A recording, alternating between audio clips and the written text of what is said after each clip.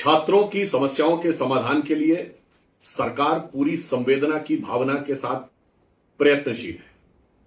आप सभी ने देखा कि हमारे वरिष्ठ नेता, पूर्व राष्ट्रीय अध्यक्ष जेपी नड्डा जी और प्रधानमंत्री कार्यालय में राज्य मंत्री जितेंद्र सिंह जी ने जाकर सोनम वांगचुक जी को आश्वस्त करके उनका अनशन वापस करवाया। आज ही आंदोलनकारी छात्रों के साथ दूसरे राउंड की वार्ता भी हुई और इतना ही नहीं, सरकार ने किसी भी प्रकार की अहम मान्यता को मुद्दा न बनाते हुए सरकारी दफ्तर और आवास से बाहर जाकर भी चर्चा की।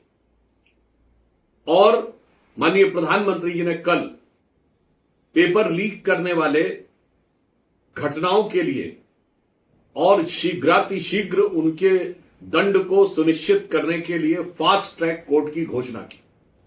आज केंद्रीय कैबिनेट ने इस अपराध में संलिप्त लोगों को कठोर दंड देने के प्रावधान वाला एक प्रभावी बिल पास किया।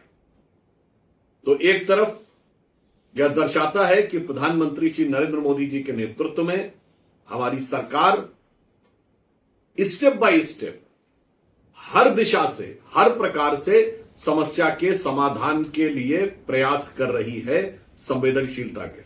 दूसरी तरफ विपक्ष का रवैया बहुत ही गैर जिम्मेदाराना और निंदनीय है।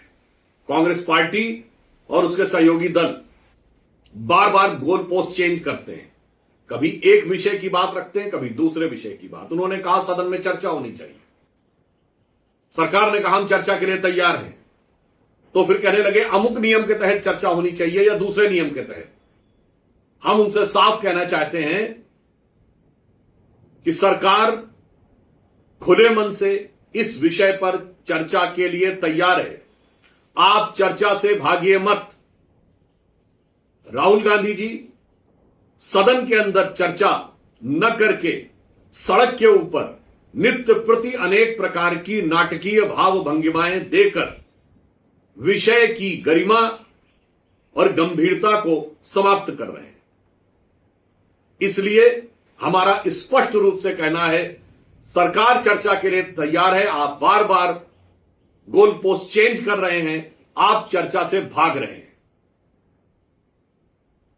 जहां तक नियम की बात है, तो नियमानुसार कोई भी सदन में चर्चा होगी तो उसका उत्तर विभागीय मंत्री ही देता है।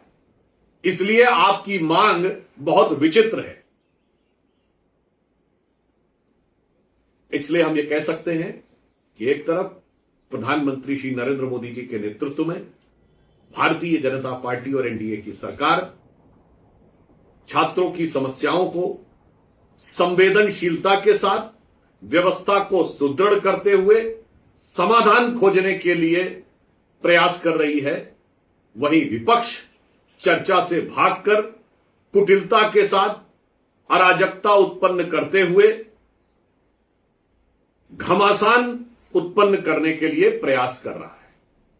तो आज हमारे 3 मूल मंत्र हैं: संवेदनशीलता, व्यवस्था और समाधान। और उनके 3 षड्यंत्र हैं: कुटिलता, अराजकता और घमासान।